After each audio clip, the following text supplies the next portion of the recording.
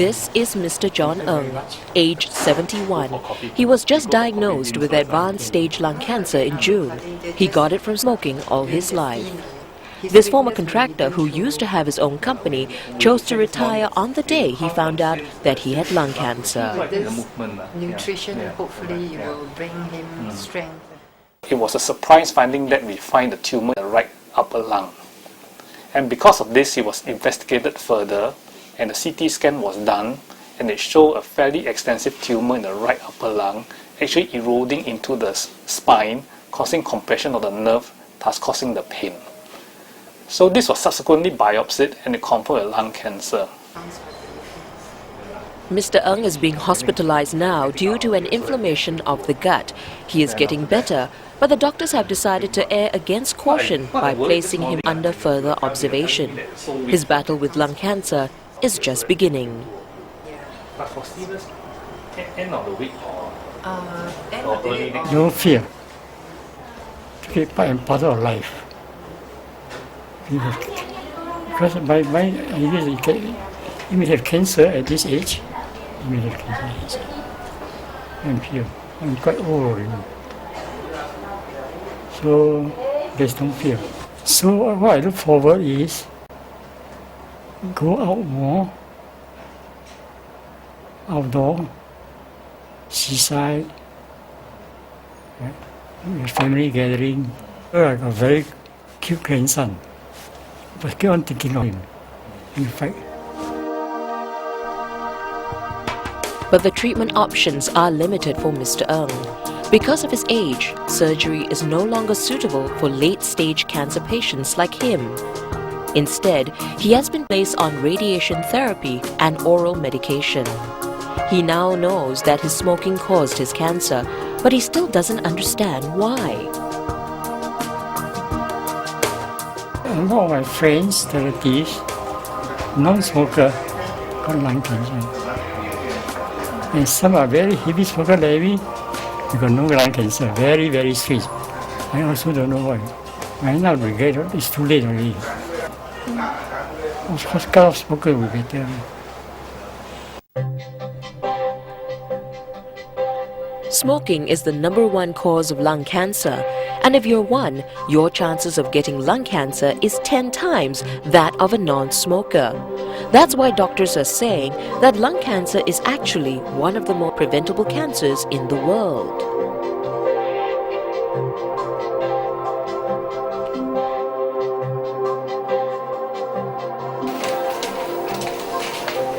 A 1,000 Singaporeans are diagnosed with lung cancer each year. It is the second most common cancer seen in men, and it kills more than 1.3 million people worldwide annually.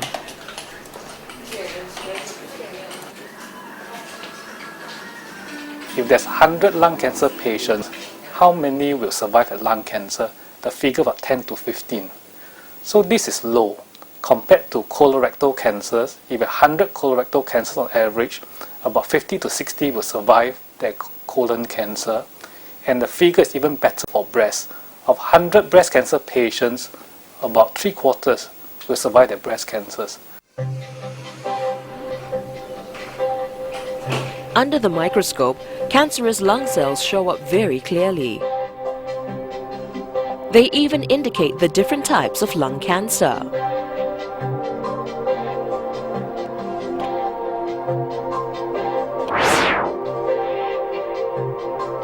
These cancer cells can spread very rapidly to the other parts of the body, depending on the stage of the illness. One way is through the lymphatic channels, and the second, the circulation of the bloodstream. Either way, the cancerous cells are capable of reaching sites as distant as the brain or liver, by which time the cancer is defined as incurable for the patient. This is what happened in Mr. John Ng's case.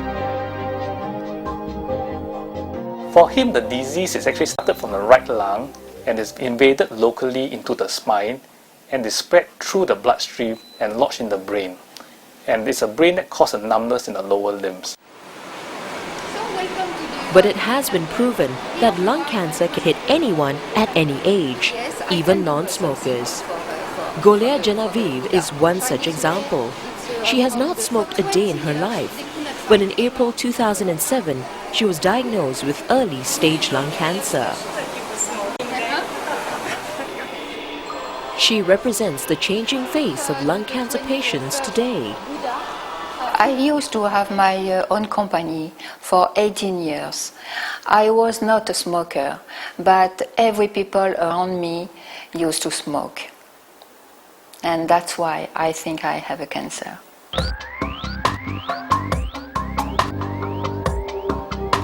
The sad truth of it is that among the women, out of every 10 women who come and see me with the problem of lung cancer, as many as 7 or 8 of them have no history of cigarette smoking.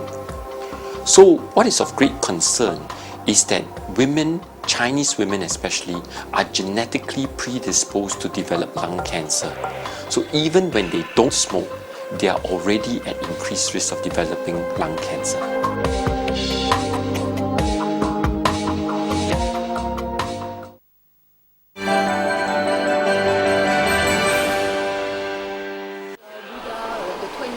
Golaire was shopping with her friend when she started experiencing a bit of discomfort in her chest. She wanted to shrug it off, thinking it was a common ailment, but her friend insisted on taking her to the doctor, and that was how she found out that she had lung cancer. The doctor said, perhaps you do something wrong with your golf swing, or you carry something too heavy. I said no. So I went for the X-ray, and there's something wrong at the X-ray. And after that, I went for the PET scan. Still something wrong. So the doctor said, now we can go for a biopsy. And we went, and I went to a biopsy, and it was a cancer.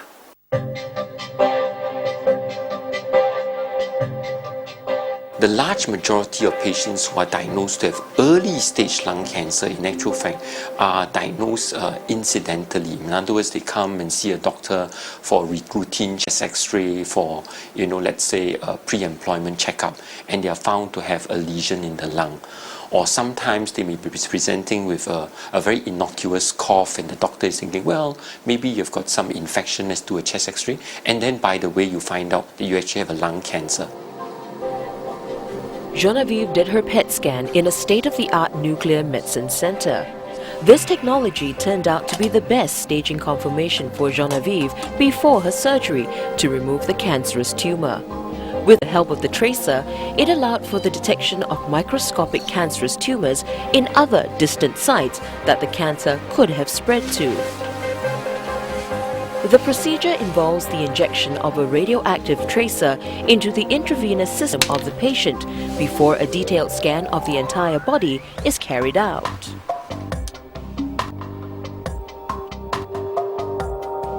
It is very important in early stage lung cancer, if you are considering surgery, it is very crucial that a PET CT scan is done.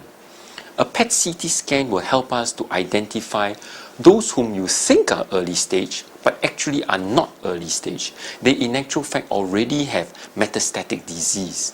For these patients, the PET scan is extremely useful because you will save the patient an unnecessary operation, what we call futile surgery.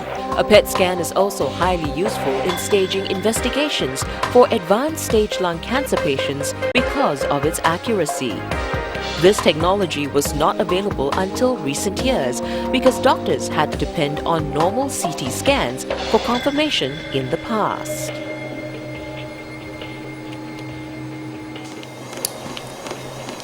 Because Genevieve discovered her cancer early, surgery and 6 cycles of chemotherapy were enough to allow her to start afresh. More than 1.5 years after her initial diagnosis, Genevieve has now been declared cancer-free by the doctors. This goes to prove that early-stage lung cancer patients can still harbor hope if their illness is diagnosed early enough. Genevieve is one of the lucky ones. Unlike Mr. Lo Man Hon, by the time this 52-year-old non-smoker was diagnosed in July 2007, he was already at the advanced stage of the illness. Lung cancer is notorious for presenting late, where patients present symptoms only when the disease is at its advanced stages. For instance, Mr. Low's case, he has a tumor in the lower lobe, yes, but unfortunately by the time he presented with us, there is already spread to the bone. Mr. Low did go to the doctors repeatedly over the last 10 years because he had been finding blood in his sputum, and yet the doctors could not detect any signs of a cancerous tumor. By the time they did, it was too late. The lungs are very big organs, and with small tumors in the big organs, it doesn't cause any symptoms. The tumor will start causing symptoms if it invaded the surrounding structures around the lung, or it has metastasized through the bloodstream to involve, let's say, the bone, it cause a bone pain, or involves the brain to cause headache or giddiness. Mr. Low's cancer was diagnosed to have spread beyond the lung to the spine. In the search for an elusive cure, Mr. Low started healing sessions with practitioners of longevitology, a group that channels energy fields in the bodies of the sick to increase their chances of recovery. But on the medical front, what really helped to control his cancer were 5 cycles of chemotherapy that he responded well to. What chemotherapy does for advanced stage lung cancer patients like Mr. Low is to prolong their lifespan and improve the outlook for long-term survival. This is a CT scan of another advanced stage lung cancer patient. 50% of the lungs used to be covered by cancer nodules, but that was no longer the case after chemotherapy, and the patient has remained cancer-free for 3 years. 1 year after his initial diagnosis, Mr. Low's cancer is under control, and the prognosis for his long-term survival is good. I think we have made fairly good improvement over the years in the treatment of lung cancer in terms of prolongation of survival. Like about 10 years ago, the median survival of stage 4 lung cancer is about 6 months, and now 10 years later, we can consistently achieve a median survival of more than 1 year. And with the latest tablet treatment, especially in lung cancer patients who are non-smokers, we can achieve a median survival of 20 months or even beyond. Like any other ordinary Singaporean, Mr. Low now starts his day as early as 7 a.m. and he works right through the night until his stall closes. This resilience only emerged after his stay in a hospital in China that had experience in treating cancer patients. 开始的时候是很可怕，因为没有经验过，所以我一开始就去了中国，就是不要给人家知道了，不要给家里的人这么多顾虑了，知道这个病怎么样怎么样。结果跑了中国，跟相处的人全部都是中 cancer 人，这样聊来聊去的话，就觉得没有这么严重了。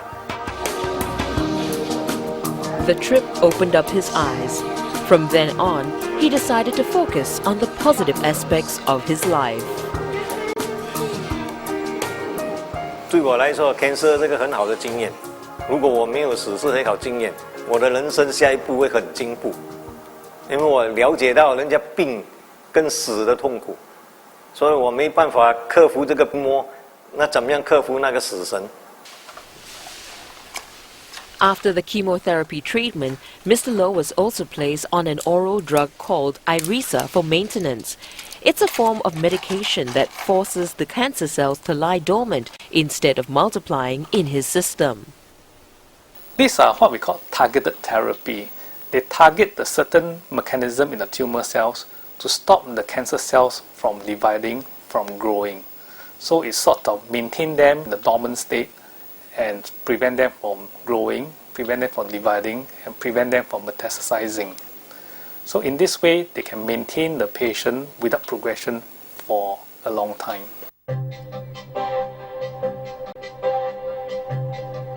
But what cost does this come at though? Each life-sustaining Iressa pill is at least $70 a pop. For the average Singaporean, this is very steep.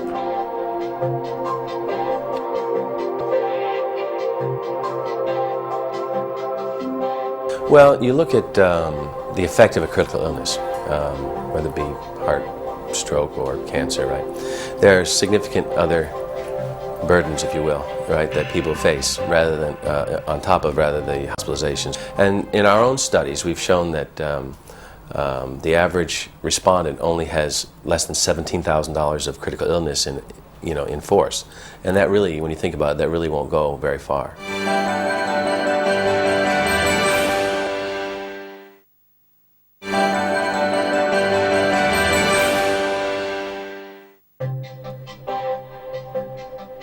Diagnostic medicine for lung cancer has come a long way since the basic procedures of the 1970s. Back then, the machines were simpler and the discomfort for the patient much greater. There was also a limit to which the cancerous tumors could be detected in the body by these machines. And so for the majority of the lung cancer patients, their condition was deemed incurable because by the time the cancer cells spread to the other parts of the body, it was too late. But not anymore.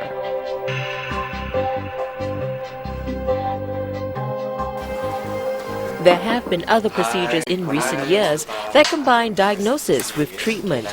This is especially helpful for lung cancer patients who present a common condition called pleural effusion, or fluid between the lungs and the chest wall. One of these procedures is called pleuroscopy. After the patient is sedated, a small incision is made in the chest wall at his side and a scope is inserted into his airway. Samples are collected for biopsy and the fluid is sucked out before the doctor sprays a powder to lubricate the space surrounding the lungs. Previously, you have diagnostic procedure for the pleural space with a fine needle where you extract some fluid to test or make a small biopsy. But they are done blindly. You can't have direct visualization. To have direct visualization of the pleural space or the surface of the pleura, you need to do an open biopsy, or surgery for that. So this pleuroscopy is somewhere in the middle, where it allows you to have direct visualization through a small incision with a very flexible scope.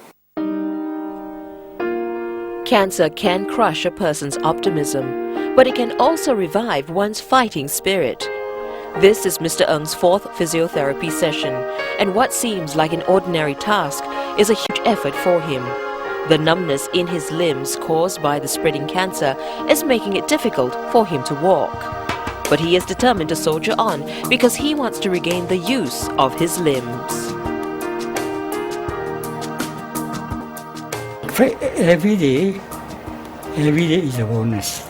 So it's a willpower. Cancer is not the end of the world. If I have this sort of mentality, Mr. Ng's indomitable spirit is fueling his fight against cancer. But it also helps that there are some new treatments available for advanced stage cancer patients like him.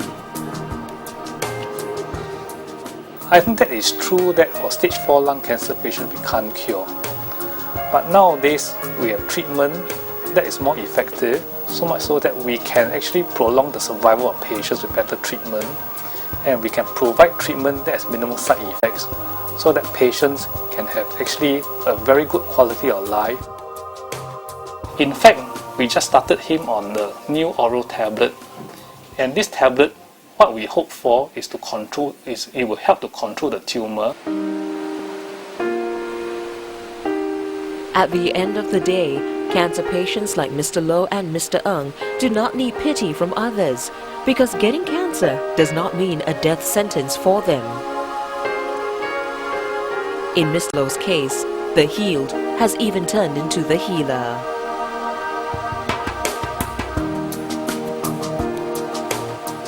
你医人就是医自己，就对自己有信心。如果我去跟人家调，我一定要给人家个看，哎呀，没事没事，我不会跟他说啊，还会死啊这样啊，给人家一个信心，就是给我的信心，所以我要做个好榜样嘛。